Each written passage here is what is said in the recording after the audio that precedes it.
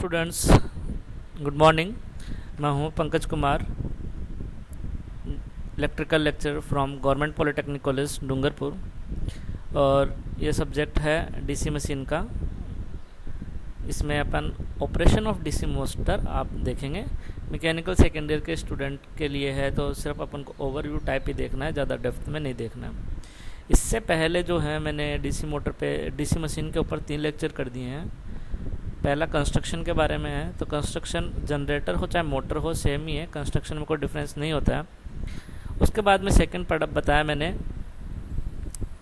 DC generator की operation के बारे में। तो उसके ऊपर 2 वीडियो बनाया अपन ने। डीसी मोटर की किस तरीके से अपन जो इसका ऑपरेशन होगा, प्रिंसिपल क्या है, किस प्रिंसिपल के ऊपर डीसी जनरेटर जो काम करता है। उसके बाद में टाइप ऑफ डीसी जनरेटर भी अपन ने देख लिया। इन सभी के लिंक आपको सिक्वेंशियली जो है डिस्क्रिप्शन में मिल जाएंगे, और उन्हें उसी सीक्वेंस में देखना जिस सीक्वेंस में डिस्क्रिप्शन में दिया हुआ है, ताकि हेल्पफुल होगा। और यदि आपको अब जो अपन डीसी मोटर पढ़ने जा रहे हैं उसमें कोई मैं नया नहीं पढ़ाने जा रहा हूँ, वही डीसी जनरेटर की सब चीज़ें, वही प्रिंसिपल आएगा, सब कुछ सेम आएगा। जस्ट एक तरीके से रिवीजन है, बस कुछ चेंजेज हैं। जहाँ पे करंट और जहाँ पे डीसी मोटर है वहाँ पे डीसी जनरेटर कुछ चेंजेज हैं वो आएंगे, बाकी सभी कॉन्सेप्ट जो हैं वो कि वही लगेंगे। ठीक है, तो मैं स्टार्ट करता हूँ। डीसी मोटर मोटर क्या होती है? जनरेटर के अंदर मैंने बताया था, जनरेटर क्या करता है, मैकेनिकल क्वांटिटी को इलेक्ट्रिकल क्वांटिटी में चेंज करता है। वहाँ पे अपन उसको रोटेट कर रहे थे, शाफ्ट को, मतलब मैकेनिकल फोर्स दे रहे थे, टॉर्क दे रहे थे उसको। टॉर्क की वजह से वो जो शाफ्ट है घूम रही थी, और उस टॉर्क को, मैकेनिकल फोर्स को वो किस में चेंज कर रहा था? इलेक्ट्रिकल वोल्टेज में जनरेट कर रहा था। अब यहाँ पे क्या करेंगे, ये डीसी मोटर है, मतलब अपन इलेक्ट्रिकल क्वांटिटी देंगे, यानी कि वहाँ पे वोल्टेज अप्लाई करेंगे। जहाँ पे अपन को पहले आउटपुट मिल रहा था वहाँ पे अब इनपुट के रूप में वोल्टेज देंगे, वोल्टेज से करंट मिलेगी अपन को, और वो चीज़ जो है उसको शाफ्ट को घुमाने में मदद मिलेगी। यानी कि वो जो इलेक्ट्रिकल क्वांटिटी है वो किसमें, मैकेनिकल क्वांटिटी में चेंज हो जाएगी। तो जो मोटर है वो क्या करती है, मोटर है वो इलेक्ट्रिकल क्वांटिटी को मैकेनिकल क्वांटिटी में चेंज करती है। ठीक है, तो इन दिस मोड, मोटर के अंदर, in this mode electrical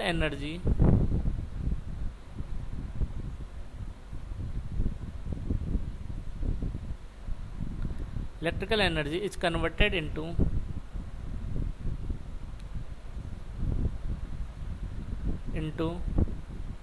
mechanical energy. ठीक है, तो ये ध्यान में रखना, मोटर क्या होती है, इलेक्ट्रिकल को मैकेनिकल में बदलती है। तो इलेक्ट्रिकल क्वांटिटी क्या होती है, जैसे कि फोर्स है, ठीक है, टॉर्क है, ये सब चीज़ें। और इलेक्ट्रिकल क्या होती हैं, वोल्टेज है, करंट है, इस तरीके से।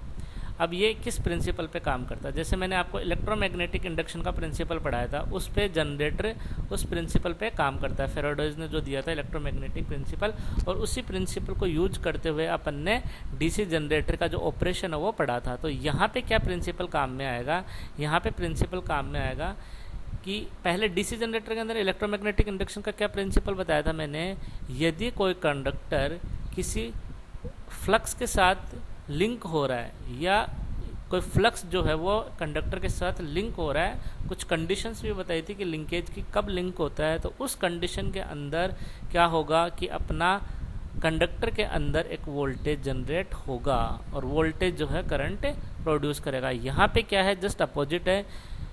यदि कोई कंडक्टर जो है वो फ्लक्स में एरिया में रखा है, मैग्नेटिक फील्ड के एरिया में रखा है, और उस कंडक्टर के अंदर यदि कोई करंट फ्लो हो रही है, तो वो कंडक्टर एक फोर्स महसूस करेगा, और उस फोर्स की वजह से कंडक्टर के अंदर मूवमेंट होगा, मोशन होगा। क्या कंडीशन होंगी वो अपन आगे पढ़ते हैं। तो इसमें प्रिंसिपल क्या बताया मैंने, when A current carrying conductor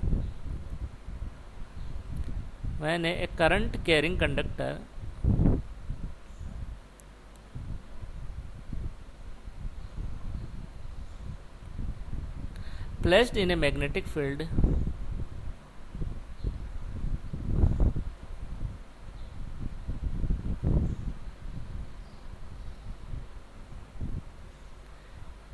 it will experience,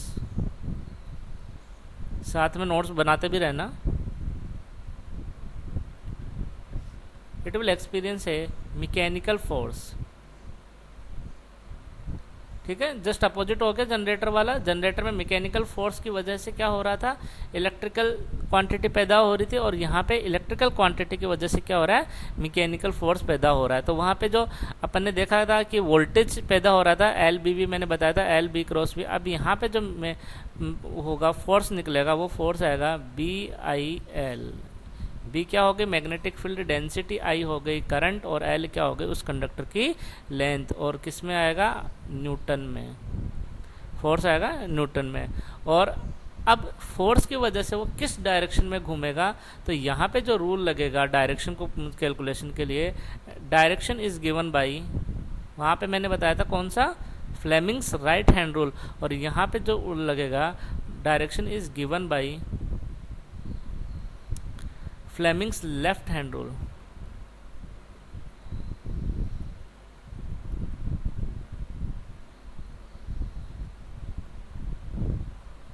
ठीक है, तो यहाँ पे लेफ्ट हैंड रूल लगेगा। वही सेम तरीके से लगेगा। थंब है जो मैग्नेटिक फील्ड डेंसिटी को बताएगा, फोर फिंगर या इंडेक्स फिंगर जो होती है वो अपनी क्या बताएगी, मैग्नेटिक फील्ड को डायरेक्शन को बताएगी, और जो करंट मिडिल फिंगर है वो किसके, करंट को डायरेक्शन को बताएगी। तो जनरेटर के अंदर करंट अननोन थी, तो जो मिडिल फिंगर थी वो अपना आउटपुट बता रही थी एक तरीके से, और यहाँ पे करंट दिया हुआ है लेकिन फोर्स यानी कि मूवमेंट किस डायरेक्शन में होगा वो नहीं दिया हुआ, तो वो कौन बताएगा, थंब बताएगा। यानी कि अपन लेफ्ट हैंड के थंब, मिडिल फिंगर और फोर फिंगर या इंडेक्स फिंगर को राइट एंगल पे करेंगे, तीनों को 3D की तरह इस तरीके से, एक को एक डायरेक्शन में, एक को दूसरे, एक को इस तरीके से रखेंगे। तो जो करंट के डायरेक्शन में अपन मिडिल फिंगर को रखेंगे और मैग्नेटिक फील्ड के डायरेक्शन में अपन इंडेक्स फिंगर को रखेंगे, तो अपना जो थंब है वो रोटेशन की डायरेक्शन को बताएगा। ठीक है, तो लेफ्ट हैंड रूल में क्या होगा, लेफ्ट हैंड रूल में होगा जो फ्लक्स है वो फ्लक्स किस डायरेक्शन में होगा, इंडेक्स फिंगर या फोर फिंगर, एक ही चीज़ होती है।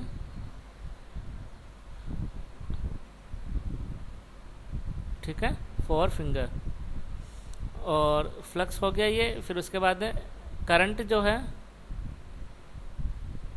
करंट के डायरेक्शन में कौन सी होगी, मिडिल फिंगर।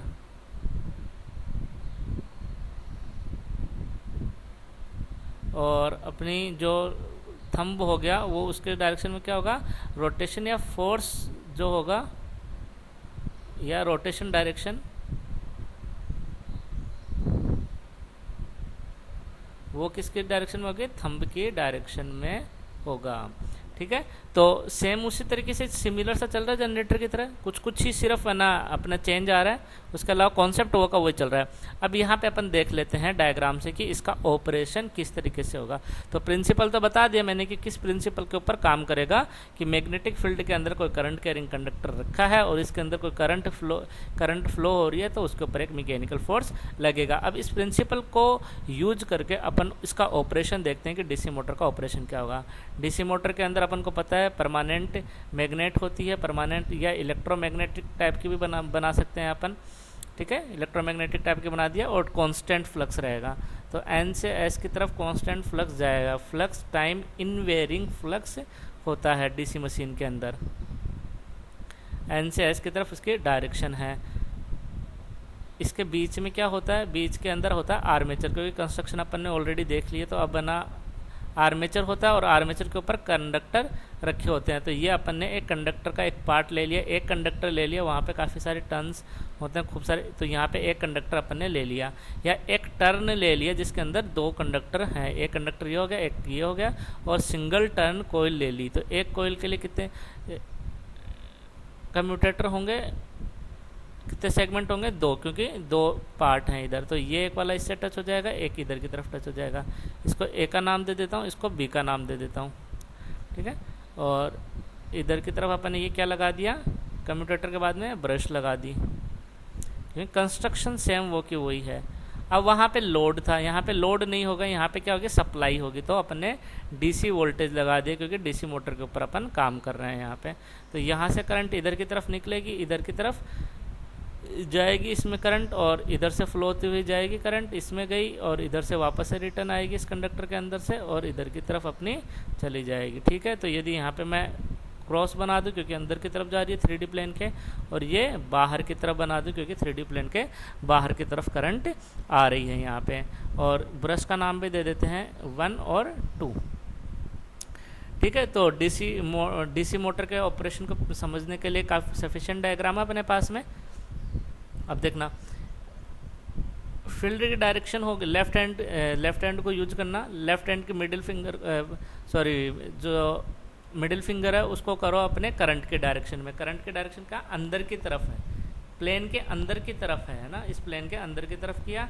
और जो मैग्नेटिक फील्ड की डायरेक्शन है 4 फिंगर को करना है अपन को इधर राइट की तरफ करना है, राइट डायरेक्शन में। ये अपनी इधर की तरफ फ्लो हो रही है और ये अंदर की तरफ करंट फ्लो हो रही है।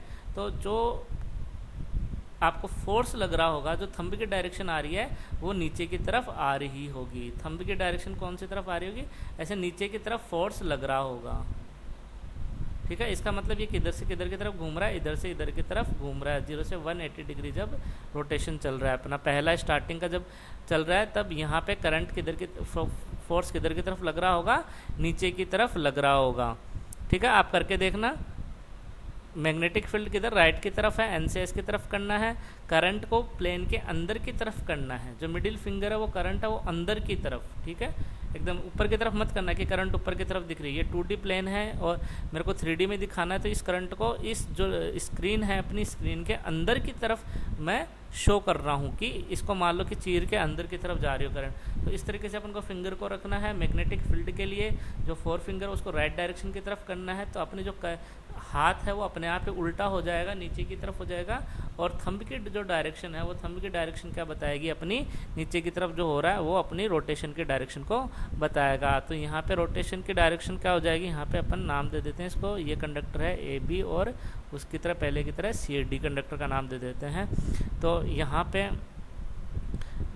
ठीक है, तो इस तरीके से जो अपना इधर की तरफ रोटेट हो जाएगा। जनरेटर में कहाँ की तरफ घूम रहा था, राइट की तरफ। यहाँ पे वहाँ पे क्लॉकवाइज घूम रहा था, यहाँ पे कौन से डायरेक्शन की तरफ घूम रहा है, एंटी क्लॉकवाइज घूम रहा है, क्योंकि अपन लेफ्ट हैंड यूज कर रहे हैं, वहाँ पे अपन राइट हैंड यूज कर रहे थे। इसी तरीके से जब अपना कंडक्टर घूम के ये AB इधर की तरफ आ जाएगा और CD इधर की तरफ आ जाएगा, तो कम्यूटेटर भी अपना घूम जाएगा। कम्यूटेटर घूम जाएगा तो भी जो फोर्स आएगा, इसी के बाद में चलो 180 डिग्री का अगला और डायग्राम बना के दिखा देता हूँ मैं आपको। N है, S है,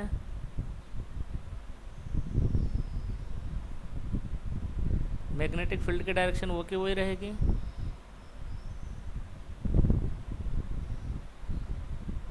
अपना जो कंडक्टर है वो पोजीशन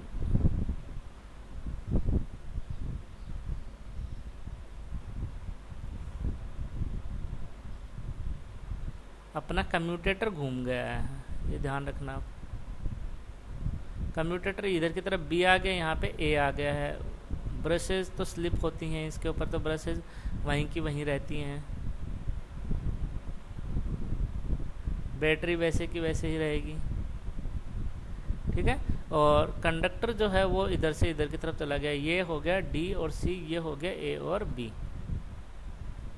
यहाँ से करंट को भेजूंगा तो करंट गई ऊपर की तरफ इसमें, और इसमें गई नीचे की तरफ आ रही है करंट। ठीक है, तो इसमें भी वही इधर की तरफ अपन देखेंगे इस CD वाले कंडक्टर पे, तो सेम उसी तरीके से फ्लक्स फ्लो हो रहा है, सेम उसी तरीके से करंट फ्लो हो रहा है। ठीक है, करंट अंदर की तरफ, यहाँ पे बाहर की तरफ। तो इस CD वाले कंडक्टर पे फोर्स किधर की तरफ लगेगा, नीचे की तरफ। इसका मतलब है कि ये कहाँ की तरफ रोटेट करेगा, 180 से 360 डिग्री भी इधर की तरफ ही सेम डायरेक्शन में रोटेट करेगा। ऐसा नहीं है कि स्टार्टिंग में इधर की तरफ एंटी क्लॉकवाइज रोटेट कर रहा और बाद में क्लॉकवाइज हो जाए। सेम डायरेक्शन है एंटी क्लॉकवाइज, वो यानी कि यूनि डायरेक्शनल रोटेशन होगा, एक ही तरफ मशीन घूमेगी। ऐसा नहीं कि मशीन की डायरेक्शन चेंज हो जाएगी। और CD के अंदर करंट, CD एलिमेंट के अंदर अपन करंट देखेंगे, पहले नीचे की तरफ था यानी कि प्लेन के बाहर की तरफ था, प्लेन के अंदर की तरफ है।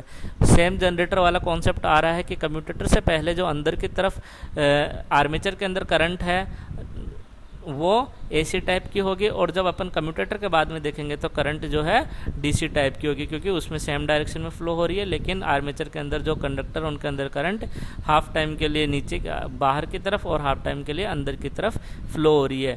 तो यहाँ पे इन वजह से यूनि डायरेक्शनल फोर्स जो है अपना एंटी क्लॉकवाइज में डायरेक्शन में जा रहा है। तो ये था अपना ऑपरेशन, DC मोटर का ऑपरेशन। सेम लगभग सिमिलर है एकदम। वहाँ पे बस करंट आ रही थी, वोल्टेज आ रहा था, और यहाँ पे क्या आएगा अपने पास में, फोर्स आएगा, रोटेशन आएगा। तो ये ध्यान में रखना कि जो जनरेटर है उसके लिए आउटपुट क्या है, वोल्टेज और करंट आउटपुट है, और इनपुट क्या है, मैकेनिकल फोर्स। और यहाँ पे जो मोटर के लिए क्या है, मोटर के लिए आउटपुट क्या है, मोटर के लिए आउटपुट है फोर्स, टॉर्क, रोटेशन आउटपुट है, और इनपुट क्या क्वांटिटी है, वोल्टेज और करंट। इसका मतलब जब अपन इसका डायग्राम बनाएंगे, अपन जो सर्किट डायग्राम टाइप का बनाएंगे, तो उसके अंदर इनपुट और आउटपुट का ध्यान रखना है कि जनरेटर के अंदर आउटपुट अपन को वोल्टेज और करंट को आउटपुट दिखाना है, यानी कि बाहर की तरफ दिखाना है, और मोटर के अंदर वोल्टेज और करंट को इनपुट की तरह दिखाना है, यानी कि अंदर की तरफ करंट और वोल्टेज की डायरेक्शन को शो करना है। तो ये हो गया अपना DC मोटर का ऑपरेशन। ठीक है, सेम सिमिलर सा है उसकी तरह। अब अपन फटाफट इसके टाइप भी देख लेते हैं कि type of DC motor. Type of DC motor से पहले टाइप ऑफ DC जनरेटर जो मैंने पढ़ाया था वो ज़रूर देख लेना, क्योंकि सेम का सेम क्लासिफिकेशन है, वो का वो ही सेपरेटली एक्साइटेड। फिर उसके बाद में मैं इसलिए फटाफट यहाँ पे लिख देता हूँ, आपको एक्सप्लेन नहीं करूँगा, एक्सप्लेन वहाँ पे मैंने कर दिया बहुत ही अच्छे से। सीधे मैं डायग्राम बनाऊँगा उसके बाद में। ठीक है, तो वहाँ पे देखोगे तो सेम वो का वो ही क्लासिफिकेशन है, कोई चेंज नहीं है। मैं सीधे डायग्राम बना के दिखाऊंगा कि डायग्राम में क्या चेंज आएगा। टाइप तो वो के वो ही हैं। सेपरेटली एक्साइटेड बताया था, एक सेल्फ एक्साइटेड बताया था मैंने। ठीक है, तो सेल्फ एक्साइटेड के अंदर क्या, सेपरेटली एक्साइटेड, सेल्फ एक्साइटेड का क्या मतलब है वहाँ पे देख लेना आप। सेल्फ एक्साइटेड के अंदर फिर मैंने बताया था 3 टाइप का होता है, शंट एक्साइटेड, सीरीज एक्साइटेड, और दोनों का कॉम्बिनेशन, मतलब कंपाउंड एक्साइटेड। कंपाउंड एक्साइटेड के अंदर मैंने बताया था आगे 2 तरीके के होते हैं, ये लॉन्ग शंट और शॉर्ट शंट। कंपाउंड में बताया था मैंने long shunt and short shunt. और डायग्राम भी एक्चुअली सेम के सेम ही बनेंगे, सिर्फ अपन को इनपुट आउटपुट जो है वोल्टेज और करंट, उनकी डायरेक्शन को चेंज करना है। और उसके बाद में भी मैंने बताया था लॉन्ग शंट को भी अपन 2 तरीके से बना सकते हैं, क्यूमुलेटिव और डिफरेंशियल।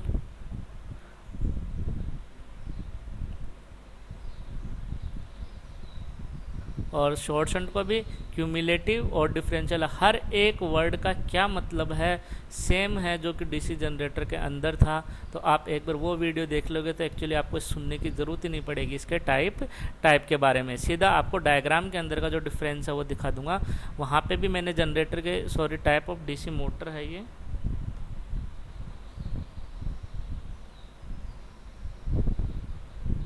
क्योंकि जनरेटर अपन ने ऑलरेडी पढ़ लिया है, तो आपको नाम देखने की ज़रूरत ही नहीं पड़ेगी। यदि वहाँ पे देख लिया तो स्किप करके सीधा आगे की तरफ बढ़ जाना। और यहाँ पे जो मैं बता रहा हूँ, डायग्राम बता रहा हूँ, तो डायग्राम वहाँ पे मैंने सारे बताए हैं। यहाँ पे भी कोई डायग्राम में डिफरेंस नहीं है, सेम वो का वही बनेगा। सिर्फ इनपुट आउटपुट की डायरेक्शन है वो अपन को चेंज करनी है। तो एक डायग्राम बना के दिखाऊंगा मैं, तो आपको सारे के सारे डायग्राम के अंदर जो चेंज होगा वो का वो पता चल जाएगा। तो सेपरेटली एक्साइटेड के अंदर क्या होगी, अपनी फील्ड वाइंडिंग क्या होगी, अलग रहती है।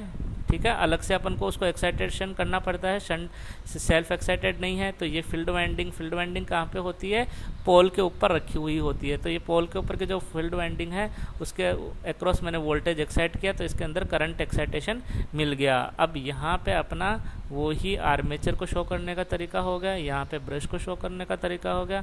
इसके अंदर जो EMF आएगा वहाँ पे जनरेटेड EMF ई बोलते हैं, और यहाँ पे EG बोलते हैं। यहाँ पे बैक EMF बोलेंगे उसी चीज़ को, जो जनरेटेड EMF होता है उसको बैक EMF बोलेंगे यहाँ पे। और सेपरेटली एक्साइटेड के अंदर क्या होगा, वही आर्मेचर हो गया, ये ब्रश हो गई, और इसका ये यहाँ पे सेम वो का वही डायरेक्शन हो गया। अब यहाँ पे अपन को वोल्टेज हो जाएगा। अब वहाँ पे मैं इस वोल्टेज को, मेरे को आउटपुट मिल रहा था, तो इसकी वजह से करंट को मैं बाहर की तरफ दिखा रहा था कि मेरे को बाहर मिल रही है। लेकिन यहाँ पे अपन करंट दे रहे हैं, यानी कि आर्मेचर की तरफ अपन को करंट को फ्लो करवाना है। आइए, आर्मेचर करंट हो गई। वहाँ पे इस करंट की डायरेक्शन क्या थी, वहाँ पे करंट की डायरेक्शन थी ये इधर की तरफ, जनरेटर के अंदर। जनरेटर में करंट के डायरेक्शन बाहर की तरफ थी और मोटर के अंदर जनरेटर के डायरेक्शन, करंट के डायरेक्शन क्या है, अंदर की तरफ है, क्योंकि अपन इनपुट दे रहे हैं वहाँ पे अपन को ये करंट आउटपुट के रूप में मिल रही थी। तो सभी के अंदर सिर्फ यही चेंज करना है। सेल्फ एक्साइटेड लेना है तो शंट और सीरीज लो, चाहे लो कंपाउंड वाला लो, कोई भी लो, उसके अंदर जो ये वोल्टेज और करंट था, वोल्टेज और करंट है, इनको इनपुट की तरफ शो करना है, कि इनको ऐसे दिखाना है कि ये अपन इनपुट दे रहे हैं। सेल्फ एक्साइटेड का एक और बता देता हूँ मैं, शंट एक्साइटेड, उसमें समझ में आ जाएगा आपको। शंट एक्साइटेड का क्या डायग्राम था, ये आर्मेचर लगाया मैंने, ठीक है। उसके बाद आर्मेचर रजिस्टर अलग से दिखा दो चाहे मत दिखाओ, इंटरनल मान लो उसको आर्मेचर रजिस्टर को, क्योंकि वो है तो सही वहाँ पे, इसको दिखाओ चाहे मत दिखाओ, कि अंदर लिखना पड़ेगा बस आपको। यहाँ पे बना देता हूँ, चलो आर्मेचर रेजिस्टेंस आर ए, ये फील्ड रेजिस्टेंस हो गया आर एफ, यहाँ पे ये वोल्टेज हो गया जहाँ से, ठीक है। अब वो फील्ड की तरफ तो करंट अपनी जाएगी ही जाएगी, आई एफ हो गया, यहाँ पे ये करंट जो है यहाँ से, अब वो ये करंट पहले जो अंदर से आ रही थी, आर्मेचर करंट आ रही थी, वो इधर और इधर जा रही थी। अब क्या होगा, जो यहाँ से सप्लाई साइड से अपने पास में वोल्टेज से जो है करंट आ रही है, उसका कुछ हिस्सा फील्ड की तरफ चला जाएगा और कुछ हिस्सा इसके अंदर आर्मेचर करंट के रूप में बन जाएगा, ठीक है। तो ये ध्यान में रखना कि यहाँ से जो सप्लाई है, अब मैंने इनपुट की तरफ शो किया, वहाँ पे कहाँ दिखा रहा था, बाहर की तरफ। आर्मेचर करंट कहाँ दिखा रहा था, बाहर की तरफ। फील्ड करंट तो हमेशा फील्ड रेजिस्टेंस के अंदर ही जाएगी, यहाँ पे फील्ड रेजिस्टेंस को, और यहाँ वहाँ पे क्या हो रहा था, ये जो आर्मेचर करंट थी वो आई एफ और आई एल में कन्वर्ट हो रही थी, लेकिन यहाँ पे आई एल जो है वो किसके अंदर कन्वर्ट हो रही है, आई ए प्लस आई एफ में कन्वर्ट हो रही थी। वहाँ पे मैं क्या दिखा रहा था, आई ए को I F plus I L दिखा रहा था, लेकिन यहाँ पे आई एल को दिखा रहा हूँ आई ए प्लस आई एफ। तो मेरे कहने का मतलब ये है कि सेम है, टाइप्स के नाम सेम है, डायग्राम सेम है, जस्ट अपन को आई ए और जो आई एल है उसके डायरेक्शन को अपोजिट कर देना है। सीरीज एक्साइटेड के अंदर भी यही होगा, सीरीज में फील्ड तो सीरीज में ही रहती है, ठीक है, सीरीज एक्साइटेड में, और आई एल जो बाहर की तरफ जा रहा था उसे इनपुट की तरफ कर देंगे, तो आई ए भी इनपुट बन जाएगा और आई एल भी इनपुट बन जाएगा। लॉन्ग शंट और शॉर्ट शंट टाइप के ही एक तरीके से हैं, तो उनके अंदर भी फील्ड वाइंडिंग की करंट तो जाएगी ही जाएगी, जो कि आई एल के अंदर से निकल के कुछ पार्ट आई एफ में जाएगा और कुछ पार्ट आई ए बन जाएगा उसका। तो ये ध्यान में रखना है।